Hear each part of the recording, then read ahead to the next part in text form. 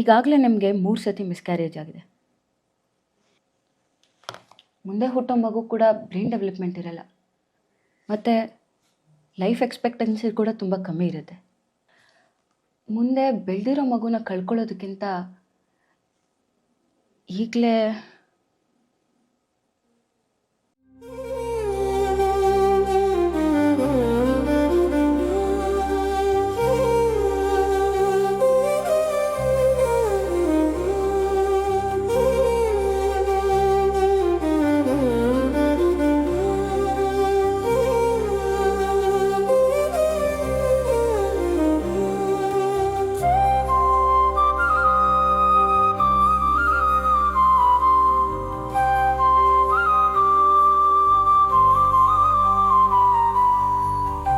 ಅವನ್ನ ಸಾಕೋದಕ್ಕೆ ಕಷ್ಟ ಅನ್ಸಲ್ವಾ ನಿಮಗೆ?